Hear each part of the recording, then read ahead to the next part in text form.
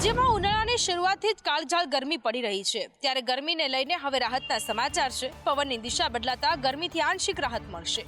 હવામાન વિભાગની આગાહી મુજબ ગુજરાતમાં આગામી 7 દિવસ વાતાવરણ શુષ્ક રહેવાની સંભાવના છે। આ સાથે જ તાપમાનમાં કોઈ નોંધપાત્ર ફેરફારની શક્યતાઓ નહીવત છે, પરંતુ લઘુત્તમ અને મહત્તમ તાપમાન ઘટતી જતી સ્થિતિમાં રહેશે, પરંતુ આ ઘટાડો ફક્ત 1 થી 2 डिग्री सेल्सियसનો હોઈ શકે છે।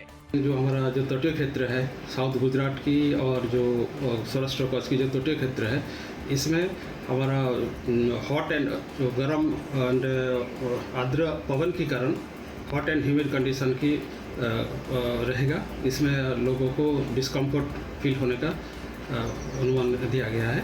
राज्यમાં સૌથી વધુ તાપમાન રાજકોટમાં 37.9 ડિગ્રી નોંધાયું છે।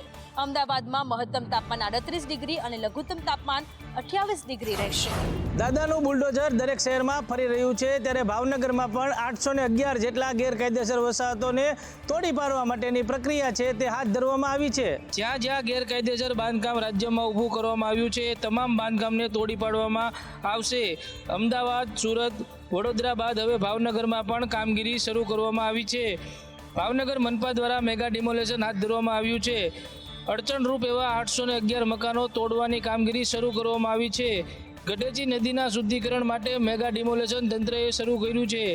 અગાઉ 2 વખત મકાન માલિકોને નોટિસ પણ આપવામાં આવી હતી, પરંતુ નોટિસનો જવાબ ન આપતા હવે દબાણો દૂર કરવાની કામગીરી છે તે શરૂ કરવામાં આવી છે।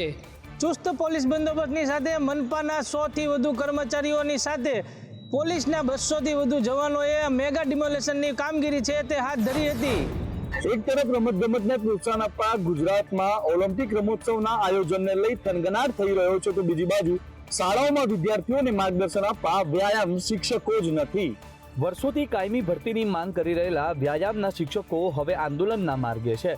પ્રાથમિક, માધ્યમિક અને ઉચ્ચતર માધ્યમિક શાળાઓમાં ખાલી જગ્યાઓ પર વ્યાયામના શિક્ષકોની ભરતીની માંગ કરવામાં આવી રહી છે, પરંતુ સરકારે વ્યાયામના શિક્ષકોની ભરતી બહાર ન પાડતા હવે ઉમેદવારો લડી લેવાના મૂડમાં છે। ગાંધીનગરમાં મોટી સંખ્યામાં ઉમેદવારો એકઠા થયા અને ઉગ્ર વિરોધ કર્યો। ઉમેદવારોનું કહેવું છે કે સરકાર રમતગમત અને યોગને મહત્વ આપે છે, પરંતુ શાળાઓમાં તેમના શિક્ષકોની કાયમી ભરતી કરતા નથી। રાજ્યમાં શારીરિક શિક્ષણનું સ્તર કથળી રહ્યું છે, ત્યારે વ્યાયામ શિક્ષકો વિદ્યાર્થીઓના રમતગમત અને શારીરિક સર્વાંગી વિકાસ માટે મહત્વનો ભાગ ભજવશે તેવી રજૂઆત કરવામાં આવી છે। ગોંડલના આશાસ્પદ યુવાન રાજકુમાર જાટના રહસ્યમય મોતને લઈને દેશભરનો જાટ સમાજ આક્રોશિત થયો છે। સુરતમાં ન્યાય સમિતિની રચના કરી સીબીઆઈ તપાસની પણ માંગ કરાઈ છે। રાજકુમાર જાટના મોતને લઈને એક પછી એક ખુલાસા થતા રહસ્ય ઘૂંટાઈ રહ્યું છે, અને બીજી બાજુ જાટ સમાજમાં આક્રોશ જોવા મળી રહ્યો છે। રાજકુમાર જાટના મોતની સીબીઆઈ તપાસ કરવામાં આવે તેવી માંગ કરી રહ્યા છે, અને સુરતમાં રાજકુમાર જાટ ન્યાય સમિતિની રચના પણ કરવામાં આવી છે। રાજકુમારના પિતાએ ગોંડલના પૂર્વ ધારાસભ્ય જયરાજસિંહના પુત્ર ગણેશ ગોંડલ પર ગંભીર આરોપ લગાવ્યો છે, અને પૂર્વ धारासभ्य અને તેના પુત્રની પૂછપરછ કરવાની પણ માંગ ઉઠી છે। में जो 10 दिन पहले घटना घटी है राजकोट के गोंडल शहर में, उसको लेकर हमने यहाँ राजकुमार जाट न्याय समिति का गठन किया है, ताकि उसको न्याय मिल सके। क्योंकि इस तरह से पॉलिटिकल पावर का इस्तेमाल करके बाहुबली किसी की भी हत्या करके उसको अकस्मात का रूप दे देते हैं, तो हमें इसमें सीबीआई जांच की मांग कर रहे हैं। વડોદરામાં દંડની કાર્યવાહીમાં વહાલા દ્વાલાની નીતિ જોવા મળી રહી છે। જો નિયમો તોડાય તો પછી જનતાને દંડ ફટકારાય છે, જેની સામે મનપાની સામે આંખ બંધ કરી દેવામાં આવે છે।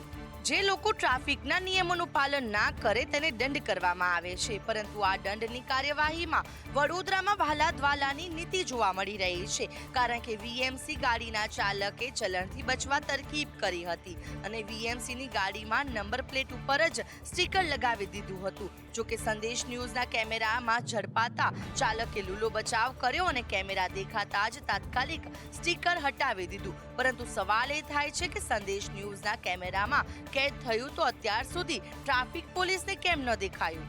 ઘટના પરથી લાગી રહ્યું છે કે ટ્રાફિક પોલીસને માત્ર સામાન્ય જનતાને લૂંટવામાં જ રસ છે। મનપાની ગાડીઓ નિયમોના ધજાગરા કરી રહી છે, તો શું એની સામે કાર્યવાહી થશે?